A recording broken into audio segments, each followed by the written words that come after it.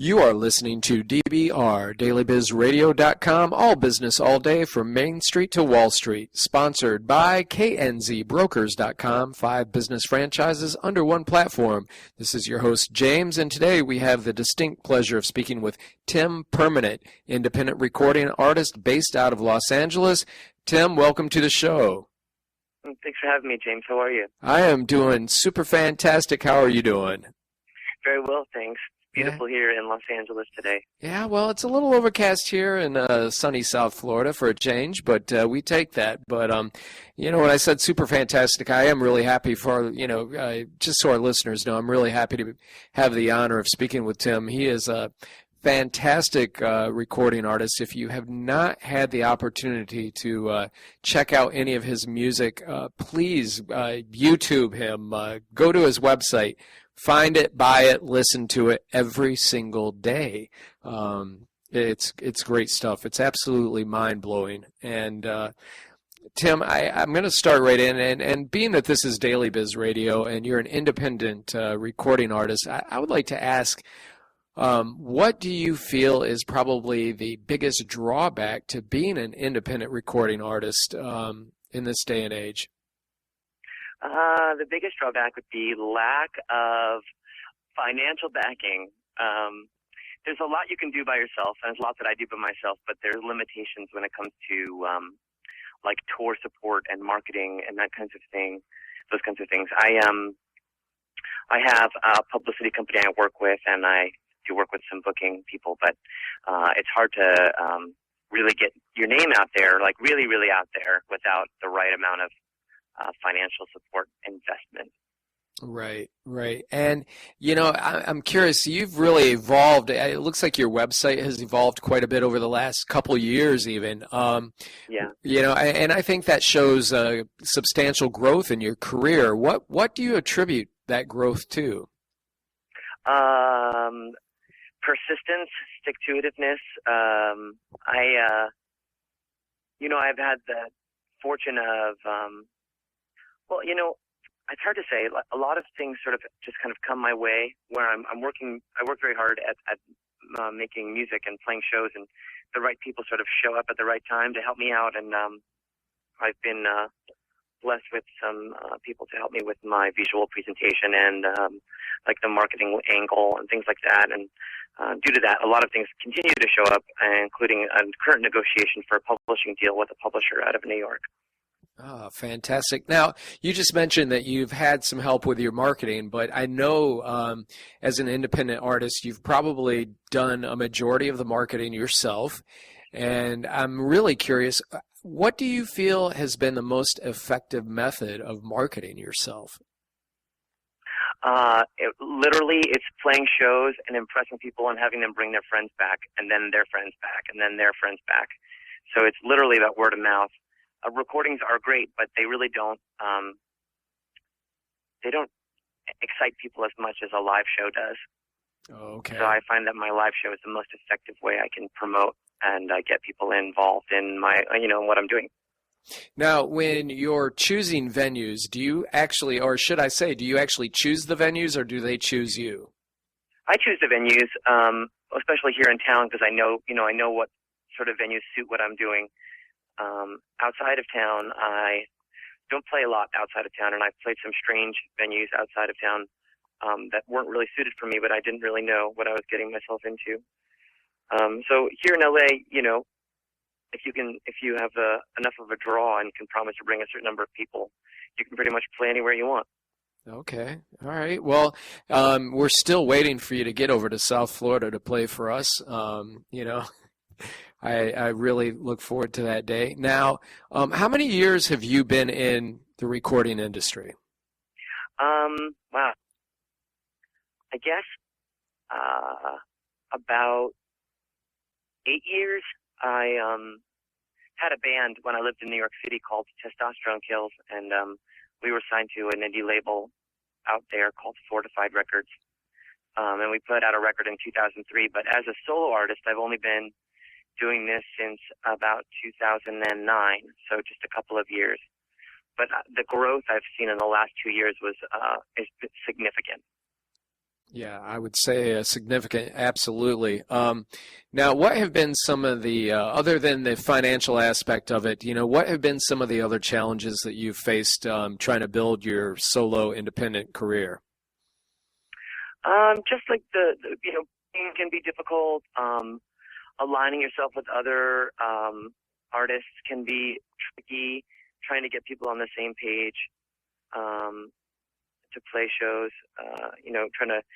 The idea, I guess, for me has been lately to try to get myself in front of audiences that I know would like me. So I try to find an act who has a following, who I know is doing something like I'm doing, and getting in with their management company or the venue to try to get in front of them it's tricky, but it takes a little bit of noodling, and I mean a lot of business, I think, and people don't talk about it, has to do with the relationships you make with people.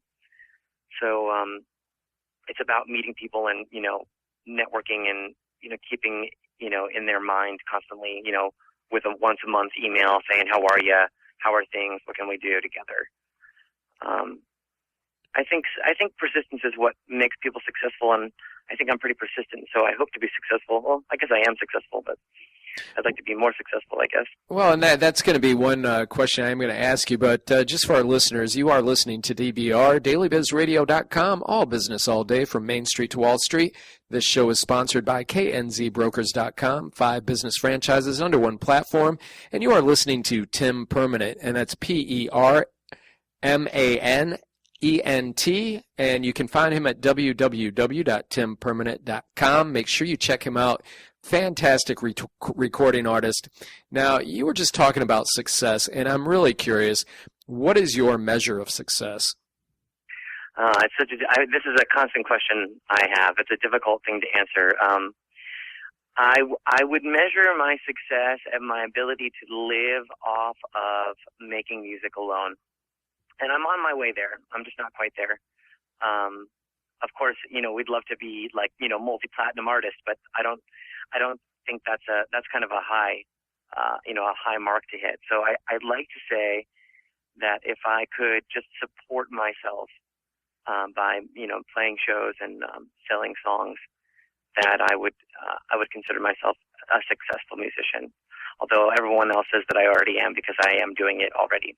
Well, I would agree. I think you are successful, but I'm looking for a greater success in the near future.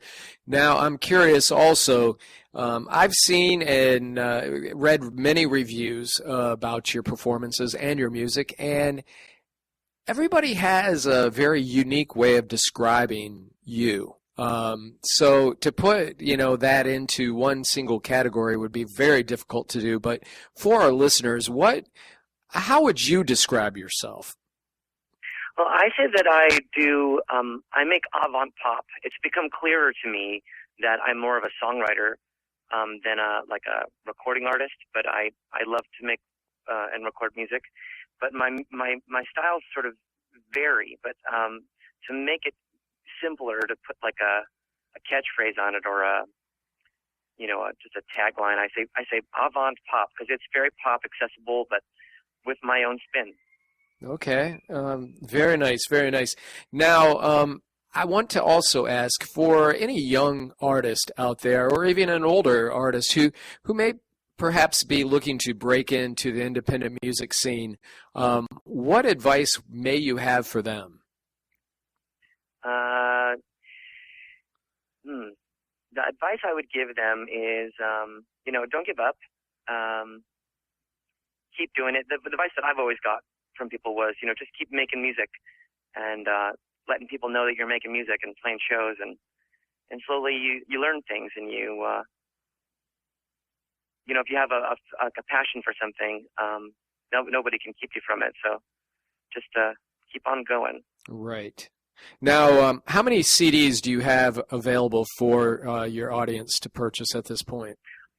Currently, there's only one in distribution, and in October, actually in November now, there'll be a second one. There used to be a different one that you can't really get anymore. So there are literally 3 out. Well, 3 will be out by the November, but right now there's only one that we're sort of pushing, and it's called Marker. So it's Tim Permanent Marker, and it's available on iTunes and Napster and Amazon and all the digital venues. You can also buy a physical copy from my website. Okay, great, great. Now, where do you see yourself in 5 years, Tim? I see myself, actually, in 5 years, I see myself on a tour bus in Europe, playing shows. Really? And why Yeah. why Europe? Why do you now? I realize, there's a lot of artists that, initially got their start maybe here in the United States. Like one that pops into my head right away is Kelly Rowland, who her career here hasn't been the most, it hasn't been the largest career, but, over in Europe, she's has a huge following. Why Europe? What's the draw there? Well, I feel like their market is more open to new music. They're also more interested in the kind of music that I make. They're also more of a consumer of music. In our culture, people steal music and, like only mainstream music. But out in Germany, for instance, they're interested in new music constantly. Like there's this insatiable market for new electronic music. Okay, but that's really interesting, and I'm glad to hear you bring that up. I think that might be something that is, I think it demonstrates clearly that we're really becoming a global, economy, if nothing else, and that's supported by a global listenership as well. I think that it's no longer that you're just popular maybe in LA or New York, but and not even in the US, but all over, all across the globe. I think that's definitely a sign of the times. But again, you're listening to DBR, dailybizradio.com, all business all day from Main Street to Wall Street, and you have been listening to Tim Permanent. Again, make sure you check out his website. It's www.timpermanent.com, and that's TIMPERMANENT.com. Tim, thank you so much for taking time out of your busy schedule to be with us today. I appreciate it, and as always, it's been a pleasure, and I really look forward to speaking with you again, and I wish you all the best for your future. Thanks, James, very much for having me on your show. All right, take care.